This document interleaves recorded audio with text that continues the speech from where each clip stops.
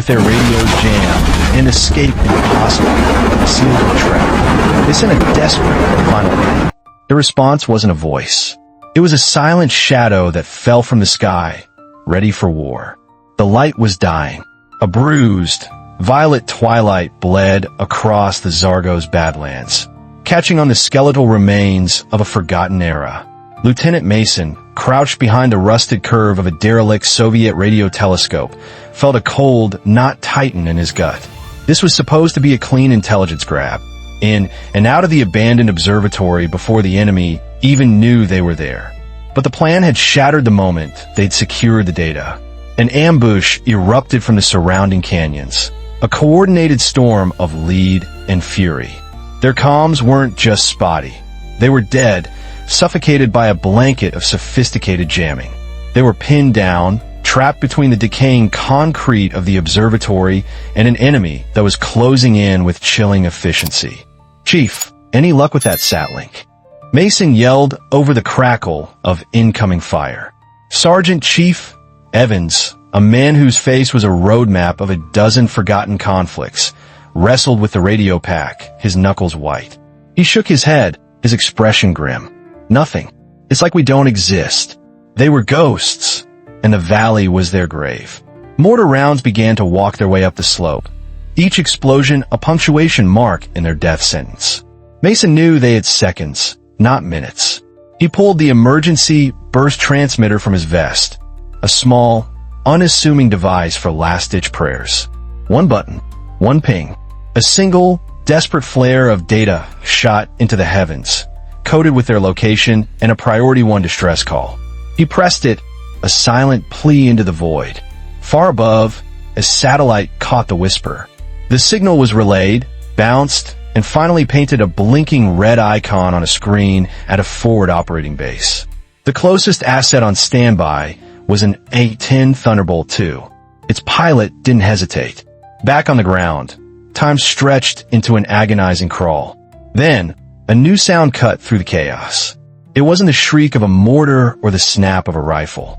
It was a low, guttural rumble that seemed to vibrate up from the very bedrock of the canyons. It grew steadily, a metallic, rhythmic growl that was utterly alien to the landscape. "What the hell is that?" A young SEAL Jones breathed, his eyes wide. Mason squinted at the bruised sky, searching. The sound was a promise and a threat all at once. Then he saw it, a silhouette, brutal and unmistakable, sliced through the fading light. Broad, ugly, and built for one purpose. The A-10 Warthog. But something was wrong. Terribly wrong. There was no radio contact. No friendly call sign crackling in their ears. No danger close warning. Just the oppressive silence of their jammed comms and the menacing hum of the approaching aircraft. It appeared like an apparition, a ghost from another war. And then, without warning, it dove. The Warthog didn't descend. It fell from the sky like a raptor, its shark-toothed nose aimed at the ridge where the mortar teams were methodically pounding the SEAL's position. For a heartbeat, everything was silent, but for the plane's terrifying roar. Then the sky lit up. A flash of white-hot light erupted from the nose of the aircraft, followed a microsecond later by a sound that tore the air apart. The legendary BRRT of the Ju-8 Avenger cannon. It wasn't just gunfire. It was a physical force, a continuous, thundering chainsaw of depleted uranium rounds. A line of fire, precise as a surgeon's scalpel, raked across the enemy position. The mortar crew, men who moments before had been masters of the battlefield, simply ceased to exist. They were vaporized in a geyser of rock, metal, and red mist. The explosion was so absolute, so final, it silenced the entire valley. One of the SEALs let out a choked, disbelieving laugh. Holy! Mason was frozen, his mind struggling to process what he'd just witnessed. There was no communication, no coordination. The pilot hadn't asked for targets. They hadn't needed to. They just knew. He stared at the sky, a new kind of fear mixing with his relief. Who was up there? Before the thought could fully form, the Warthog banked hard, its wings cutting a vicious arc against the twilight. It lined up on a new target, an enemy technical, a pickup truck with a heavy machine gun mounted on the back, trying to reposition to a new firing angle. The truck had barely cleared a rocky outcrop when the A-10 spoke again. Another short, brutal burst. The vehicle was ripped in half, cartwheeling down the hillside in a ball of fire before exploding at the bottom with a concussion that shook Mason's teeth. Still, the radio was dead silent. Nothing. No pilot ID, no confirmation, no good hit. Just a cold, terrifying efficiency. It was like watching a force of nature at work. Mason keyed his mic out of pure instinct. Unknown aircraft, this is Trident Lead. Identify yourself. Only static answered. Chief Evans crawled over to him, his eyes glued to the sky. She's not talking, Lieutenant. Mason looked at him, confused. She? No man flies with that kind of patience, Chief said, a strange reverence in his voice. That's not an attack. That's a lesson. In the cockpit, Captain Elise Monroe, call sign Spectre, felt nothing but the familiar hum of the machine around her. Her eyes, a startling ice blue, scanned the thermal imaging feed. She saw the heat signatures of the SEALs, clustered and desperate, and she saw the enemy, scattered and arrogant. Her job was to correct that imbalance. She didn't need their chatter. Their fear was all the communication she required. She looped the Warthog around for another pass, her expression as calm and unreadable as the empty sky. This wasn't support. This was divine punishment. The SEALs began to move, cautiously at first, then with growing confidence. The relentless pressure had vanished, replaced by the comforting, terrifying presence of their silent guardian. They advanced through the observatory's ruins, clearing rooms, their movements now purposeful. Rookie Jones, the youngest on the team, was rounding the edge of a shattered concrete wall when a single, high-velocity round sparked off the metal inches from his face. He dove for cover, his heart hammering. Sniper! East Ridge, hidden! Mason spun, raising his rifle, trying to acquire a target that was invisible to the naked eye. He saw the faint muzzle flash, but the sniper was too well concealed. Suppressing fire, he ordered, but he knew it was a losing game. The sniper had the angle. Before his team could unleash a volley, the sky roared. Spectre had seen it. On her thermal display, the sniper's barrel was a tiny, hot needle in a cold landscape. She didn't even need a full second of cannon fire. She squeezed the trigger for a fraction of a moment. A single, explosive cough from the Avenger. The rock face where the sniper was hidden disintegrated into a cloud of dust and pebbles. The threat was gone before the SEALs even realized it was being addressed. Jones looked up from his cover, his face pale. Did she just? She's watching our backs, kid, Chief Evans said, pulling him to his feet. Now, keep moving. But Spectre wasn't just watching their backs. She was watching their future. As she circled, her eyes weren't on the immediate threats, but on the terrain ahead. Her targeting pod scanned a narrow, winding goat path that snaked down the far side of the canyon, a route completely invisible from the SEAL's ground-level perspective. On her screen, a half-dozen heat signatures were moving quickly along it, a flanking force sent to cut off the SEAL's only viable retreat. They were walking into a secondary trap. Elise didn't hesitate. She banked the Warthog so hard the G-force pressed her deep into her seat. She came in low and fast from the opposite direction, using the canyon walls to mask her approach. The flanking team never heard her coming. They were looking down at the observatory, anticipating their ambush when the world beneath them erupted. Spectre unleashed a controlled, sweeping burst. The cannon fire didn't just kill the fighters. It annihilated the path itself, collapsing the narrow ledge into a landslide of rock and dirt. The rumble echoed through the valley, a final, definitive statement. Below, Mason and his team heard the distant collapse and turned, confused. The route they had planned for their exfil was gone. What was that? Mason asked, keying his mic again in vain. Chief Evans just shook his head, a slow smile spreading across his face. That, Lieutenant, was our guardian angel telling us to pick a different way home. She's not just clearing the field. She's 10 steps ahead of the enemy. He looked up at the sky, where the dark shape of the Warthog circled, a silent, patient predator ensuring its charges stayed safe. Inside the cockpit, a small, insistent red light began to blink on Elise Monroe's console. Fuel. She glanced at the gauge. The needle was dipping dangerously low. Standard procedure was clear. Break off, return to base. Any other pilot would have already been climbing toward friendly airspace. But Elise wasn't any other pilot. Her gaze flickered between the fuel warning and the thermal display below. The SEALs were moving well, a tight, professional formation making its way toward a new, improvised extraction point. But the battlefield wasn't clean yet. Her instincts, honed by thousands of hours in the air, told her something was still wrong. Every second she spent talking to herself was a second she wasn't scanning for threats. She silenced the audible alarm with a flick of her thumb, the blinking red light, now the only sign of her own predicament. Her choice was simple, her safety or theirs. It was never really a choice at all. She pushed the Warthog into another low, sweeping pass, her targeting pod drinking in the details of the terrain ahead.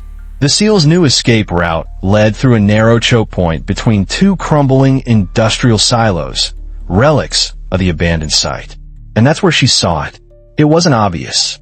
To the naked eye, it was just a dusty, abandoned checkpoint, a rusted barrier arm half lowered across the path. But on her thermal screen, something was off.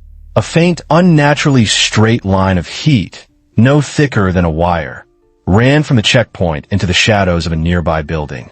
It was the telltale signature of a buried command wire for an IED. The enemy wasn't just waiting to ambush them with guns. They had set a massive trap, powerful enough to wipe out the entire squad. They were waiting for the SEALs to bunch up in the choke point. Patient, confident. A cold fury settled over Elise. She felt her hand hover for a moment between the controls for her return-to-base navigation and the weapon select panel. The red light blinked. Fuel. Fuel. Fuel. She ignored it. Her thumb decisively armed a single, laser-guided bomb. She didn't dive this time. She climbed, positioning the Warthog directly overhead, a silent judge in the sky. She designated the target, not the checkpoint itself, but the building where the trigger man was hiding. The bomb dropped away from the wing without a sound, a sleek messenger of death. It struck the building with eerie precision. The structure didn't explode outwards.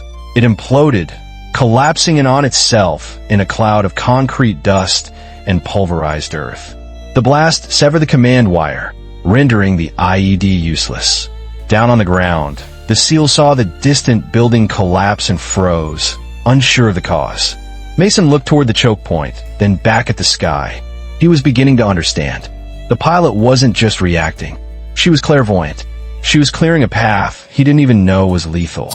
He felt a chill run down his spine that had nothing to do with the evening air.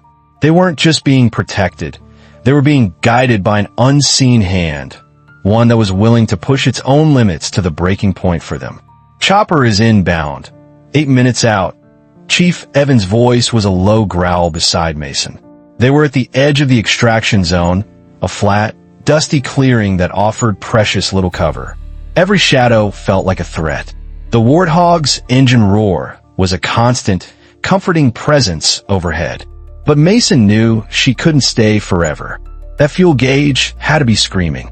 Yet, she remained, circling like a hawk over its nest. It was on her third pass that Elise saw something that made her blood run cold. Her fuel was now critical. The warning light no longer blinked. It burned with a steady, damning intensity. But as she did one final, wide sweep of the valley, her sensors flagged an anomaly. It was far from the main fight, tucked away near a cave system, a cluster of what looked like nomadic tents. But her electromagnetic sensor told a different story. Beneath the simple canvas, it detected the faint, pulsing signature of a sophisticated, encrypted transmitter. Cross-referencing with thermal, she saw it. The heat from electronic equipment, carefully shielded but still visible to her Warthog's piercing eyes. This wasn't a group of goat herders. This was a mobile command center, disguised and hidden. And at its heart was a single, powerful signal. A high-value target. The leader. The one who had orchestrated the entire ambush. Any sane pilot would have marked the location and left. Her mission was to save the SEALs, not to single-handedly win the war. But Elise Monroe knew that leaving this target alive meant another team, another day, would face this same hell. She couldn't allow it. She turned the Warthog back one last time. The men in the command tent had no idea what was coming. They were likely watching the SEALs' extraction, planning their next move. Elise lined up her shot, her hands steady despite the adrenaline and fatigue. She didn't use the cannon. This required something more definitive. She released her last precision bomb. The resulting explosion was catastrophic. The lead tent vaporized, and a secondary blast ripped through the others as ammunition and fuel cooked off. The cave entrance behind them collapsed in a dusty avalanche.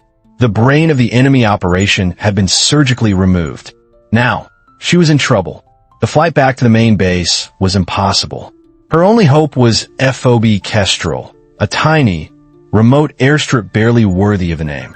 She coaxed the dying Warthog through the sky, every shudder of the airframe a protest.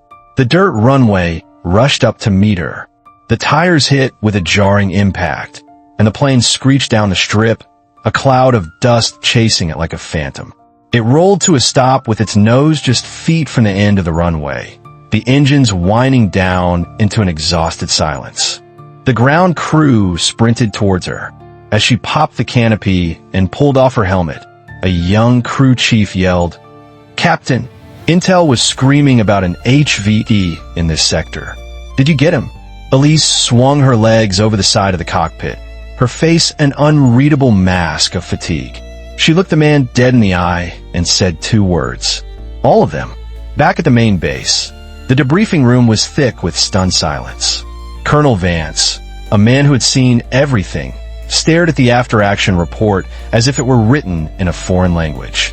For destroyed mortar positions, multiple technicals, a sniper team, 2 flanking squads, a buried IED, and a confirmed Tier 1 HVT. All neutralized by a single A-10 that officially wasn't even there. When Captain Elise Monroe walked in, she didn't offer excuses. She stood at attention, her flight suit still smelling of jet fuel and ozone. "Captain Monroe," Vance began, his voice dangerously quiet. "By the book, I should have you grounded for gross insubordination. You flew an unsanctioned mission, engaged without clearance, and ignored direct return-to-base protocols." He paused, letting the words hang in the air. "But based on this outcome, I should be pinning a medal on you." He slid a new mission folder across the table. "So we'll compromise. This is your next assignment. Dismissed." Elise took it without a word and left. As she walked down the hall, an intelligence analyst jogged to catch up with her. "Captain, we found this in your cockpit. Figured you'd want it." He handed her a small object. It was a crude, hand-carved wooden eagle, clearly whittled with a combat knife. Tucked under its wing was a tiny, folded note. She opened it later, alone in her quarters. It read, "We don't know who you are. We just know we're alive because of you." The story of that day was never filed in an official report, but spread like wildfire through the barracks and dusty FOBs. Soldiers spoke in hushed tones about a silent warthog that appeared when all hope was lost. They called her Spectre, a ghost who flew through storms no one else dared to face. Her story will never be in the headlines. It exists only in the quiet gratitude of the soldiers who made it home because of her. What do you think truly motivates a hero like this? Is it duty or something more? Share your thoughts in the comments below, and please, always comment with respect. For more untold stories of incredible courage, don't forget to like, share, and subscribe.